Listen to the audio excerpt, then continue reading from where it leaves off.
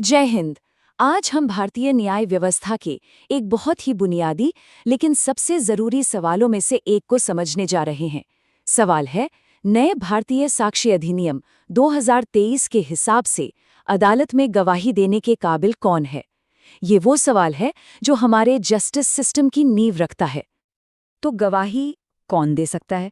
देखिए, ये सिर्फ एक लीगल प्रोसेस का हिस्सा नहीं है, ये तो इंसाफ की बुनियाद है।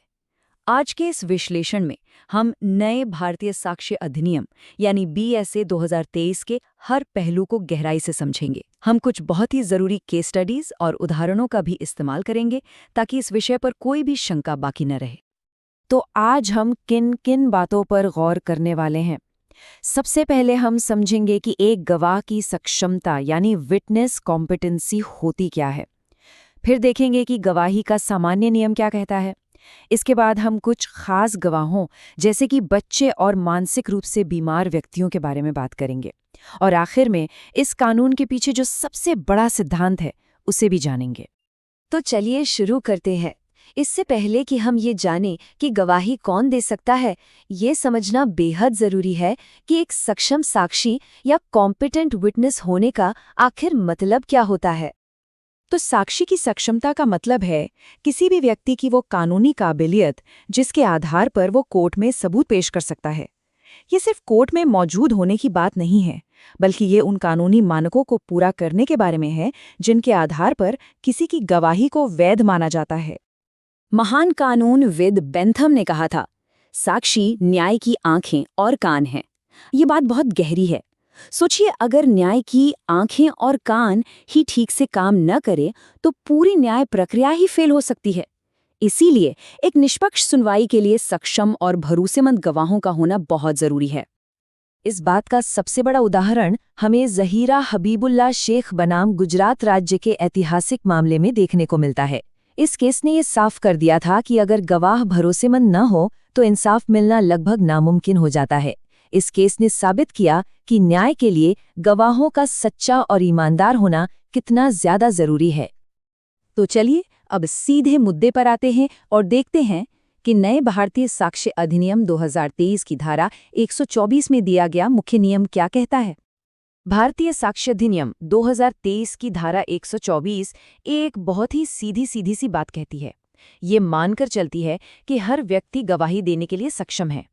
ये एक सामान्य नियम है, लेकिन हाँ, इसके कुछ अपवाद भी हैं। तो फिर कौन सक्षम नहीं है? कानून कहता है कि कोई भी ऐसा व्यक्ति जो उससे पूछे गए सवालों को समझ ही ना पाए या फिर उन सवालों का तर्कसंगत यानी रैशनल जवाब न दे पाए, उसे गवाही देने के लिए सक्षम नहीं माना जाएगा। अब इसके पीछे वजह कुछ भी हो सकती है, जैसे बहुत कम उम्र, बहुत ज्यादा बुढ़ापा या कोई शारीरिक या मानसिक बीमारी। और हाँ, ये फैसला हमेशा अदालत ही करती है। चलिए अब कुछ खास तरह के गवाहों के बारे में जानते हैं जिनके बारे में कानून में अलग से बताया गया है। शुरुआत करते हैं बच्चों और मानसिक रूप से बीमार व्यक्तियों से। एक बच्चे की गवाही बिना शपथ के भी मानी जा सकती है, लेकिन शर्त यह है कि वो सवालों को समझ सके और उनका तर्कसंगत जवाब दे सके। कानून ये मानता है कि शायद एक बच्चा शपथ की गंभीरता को पूरी तरह से न समझे, इसीलिए उसकी समझ को ज्यादा अहमियत दी जाती है। लेकिन यहाँ एक बहुत जरूरी बात है। गोल्ला वेलुगु गोविंदु बनाम आंध्र प्रदेश राज्य के मामले में सुप्रीम कोर्ट ने अदालतों को सावधान किया था। कोर्ट ने कहा कि बच्चों को आसानी से सिखाया पढ़ाया जा सकता है या वो रटी रटाई बातें बोल सकते हैं। इसलिए अदालत को एक बच्चे की गवाही को मानते समय बहुत ज्यादा सावधानी बरतनी चाहिए, खासकर जब बच्चा बहुत छोटा हो। अब एक बहुत ही आम गलतफहमी को दूर करते हैं। भारतीय साक्ष्य अधिनियम 2023 की धारा 124 ये साफ करती है कि सिर्फ इसलिए कि कोई व्यक्ति मानसिक रूप से बीमार है, वो अपने आप गवाही देने के लिए अयोग्य नहीं हो जाता। तो सवाल ये है कि उनकी गवाही कब मानी जाएगी। देखिए, नियम बहुत ही बारीक है। उनकी सक्षमता इस बात पर निर्भर नहीं करती कि उन्हें क्या बीमारी है, बल्कि इस बात पर निर्भर करती है कि गवाही देते समय उनकी मानसिक स्थिति कैसी है।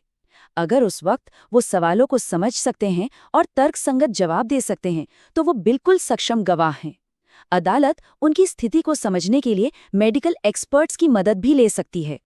इस बात को और अच्छे से समझने के लिए कर्नाटक राज्य बनाम शाबुद्दीन का मामला देखते हैं। इस केस ने एक बहुत ही जरूरी प्रक्रिया तय कर दी जब भी किसी मानसिक रूप से बीमार गवाह से गवाही ली जाती है। इस मामले में अदालत ने ये फैसला दिया कि जज के लिए ये लिखना अनिवार्य है कि गवाही के वक्त गवाह सवालों को समझने और तर्कसंगत जवाब देने की हालत में था। अगर ये बात रिकॉर्ड नहीं की जाती तो पूरी कार्यवाही रद्द हो सकती है। सोचिए, कानून की ऐसी ही छोटी छोटी बारीकियां पूरे केस का नतीजा बदल सकती हैं। और अगर आप कानून की ऐसी ही जरूरी जानकारी आसान भाषा में समझना चाहते हैं तो हमारे चैनल को सब्सक्राइब जरूर करें। अच्छा, मान लीजिए कोई गवाह बोल ही नहीं सकता, तो क्या होगा? आइए देखते हैं कि भारतीय साक्ष्य अधिनियम 2023 की धारा 125 इस बारे में क्या कहती है। धारा 125 में एक पूरी प्रक्रिया बताई गई है। गवाह किसी भी ऐसे तरीके से अपनी बात रख सकता है जिससे वो सबको समझ में आ जाए, जैसे कि लिखकर या साइन लैंग्वेज का इस्तेमाल करके। सबसे जरूरी बात यह है कि ये सब कुछ खुली अदालत में होना चाहिए। अदालत चाहे तो एक इंटरप्रेटर या स्पेशल एजुकेटर की मदद भी ले सकती है और इस पूरे बयान की वीडियो रिकॉर्डिंग भी की जा सकती है। और सबसे खास बात, इस तरह दिए गए सबूत को भी मौखिक साक्ष्य यानी ओरल एविडेंस ही माना जाता है। जो व्यक्ति बोल नहीं सकता वो इशारों में या लिखकर गवाही दे सकता है, लेकिन यहाँ सही प्रक्रिया का पालन करना बहुत जरूरी है। राजस्थान राज्य बनाम दर्शन सिंह मामले में गवाही को इसलिए अविश्वसनीय मान लिया गया क्योंकि ना तो गवाह को और ना ही उसकी मदद करने वाले इंटरप्रेटर को शपथ दिलाई गई थी। दूसरी तरफ, अगर कोई व्यक्ति इतना बहरा है कि उसे सवाल जवाब करना ही मुमकिन ना हो तो उसे अक्षम माना जा सकता है। अब आते हैं दो बहुत ही दिलचस्प श्रेणियों पर जो पुरानी कानूनी धारणाओं को पूरी तरह बदल देती हैं: पति पत्नी और न्यायाधीश जब वो गवाह बनते हैं। ये तुलना दिखाती है कि कानून कितना बदल गया है। देखिए, पहले ये माना जाता था कि पति पत्नी कानूनी तौर पर एक ही व्यक्ति हैं, इसलिए वो एक दूसरे के खिलाफ गवाही नहीं दे सकते थे। लेकिन भारतीय साक्ष्य अधिनियम 2023 की धारा 126 ने इस पुरानी सोच को खत्म कर दिया है।